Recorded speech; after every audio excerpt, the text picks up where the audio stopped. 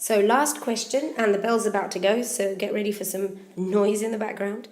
We have the components shown below, so all of these. And remember, on the data booklet, you have a little guide, so you can find out what they are, just in case your mind goes blank. The components shown below are to be connected to a circuit to investigate how current in a lamp varies with potential difference. Construct a circuit diagram to show how these components should be connected together in order to obtain a large range as possible for potential difference. So first I'm going to show you the completed circuit, and then there are some variations which will get you 3 or 2 out of the 4 marks. Now this is the perfect answer. Why? Because we have a cell, we have the variable resistor, okay, and what it does is it allows us to switch from here, okay, if the arrow happens to go here, then there is no potential difference across this section here, so you would have 0 PD, okay, and so you are giving 0 volts to the bulb. If I then move that switch to here, we have the maximum resistance, which means you'll have the maximum value of the voltage across here. So you would have maximum potential difference. Okay, so this is the correct answer. It goes from 0 to a maximum. But here are some alternatives. Now this kind of arrangement could have gotten you 3 out of the 4 marks. Why? Because you've got a bulb and you are measuring the current going through it and the potential difference across it. Now some of you put the voltmeter across the variable resistor, which is not correct. Remember, it says the potential difference across the lamp. So in effect, they've actually told you where to put the voltmeter. So that's 1 mark, and that's 1 mark.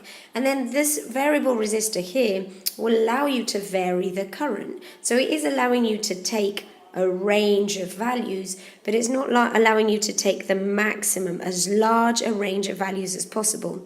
And the reason being that we don't know what the resistance of them are. Like if the resistance of them both are similar, even when you have the resistance of this to a maximum, okay, you might be sharing the potential difference here and here. So let's say this is 6 volts, then you might have 3 volts and 3 volts if this is at a maximum resistance. If you reduce it to its minimum value, if you go up to minimum, then sure, this could go down to 0 and this could give you 6, but you won't get a full range, which is what you could get with the other method. Okay, this is a simple enough question. On the axes, sketch a graph of current against voltage for a filament lamp. Now you should know that the filament lamp resistance increases as you increase the current.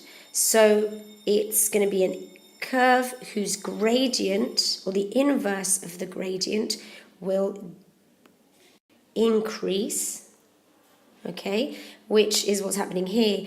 The gradient is decreasing.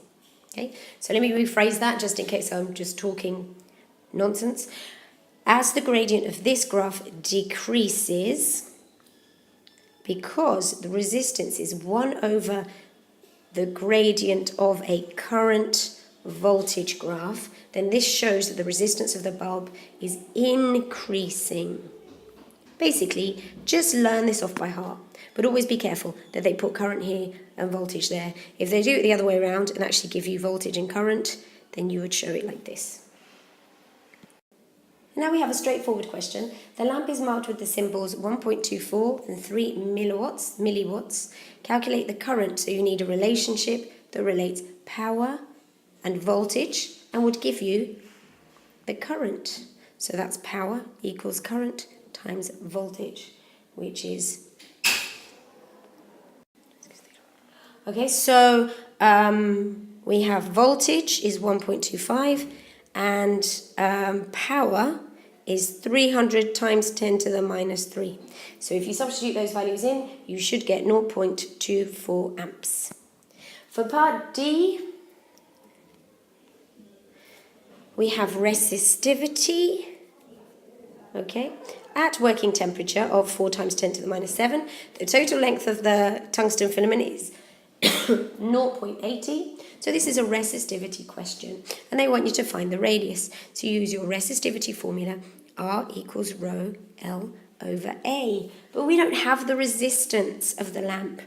But we do have a lot of other information.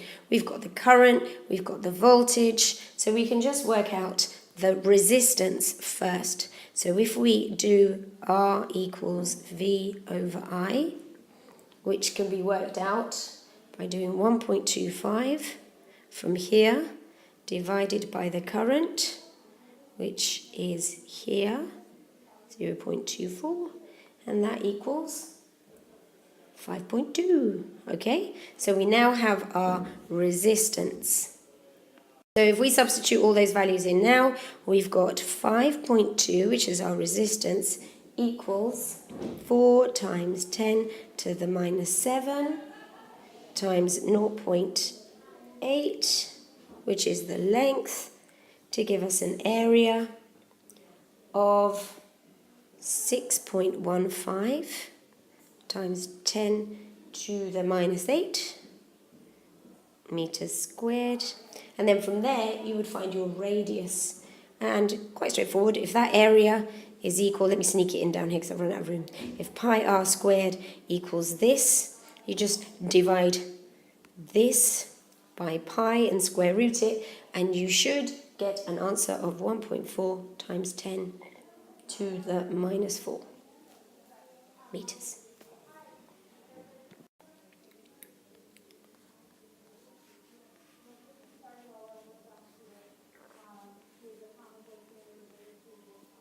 Okay?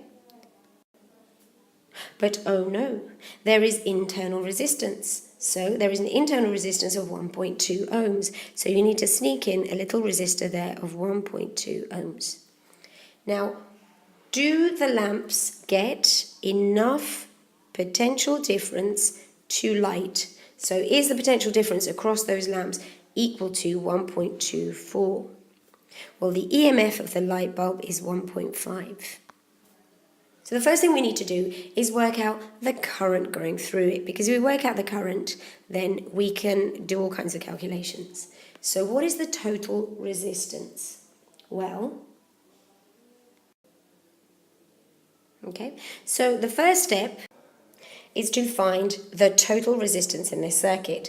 Now you've got two bulbs that are 5.2 ohms, 5.2 ohms. The total of this resistance, okay, RT, will end up being a half. So you end up with 2.6 ohms. Okay, but then you've also got this resistance in series with a 1.2 ohm internal resistor, which gives us 3.8 ohms. So that is the total resistance in the circuit, and that's step 1. Step 2 is to now find the current. So you've got 1.5 volts divided by 3.8.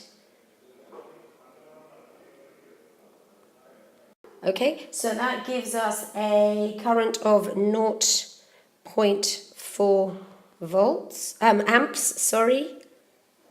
I should be in a meeting right now, so I'm doing this super quickly. So 0.4 amps. Okay, so now we know what the current is going through this branch here. But that doesn't tell us yet what will happen through this one single light bulb. So let's have a think. What is the current flowing through that? If you've got 0.4 going through the junction there, when it gets to the junction, it's going to split. Okay, so you would have a current of 0.2 and then times the resistance of that bulb, which is 5.2, because I'm using V equals IR, and that gives you 1.04 volts, and that is nowhere near enough to light the bulb because it has to be 1.25. Right, so that's done. Till next week.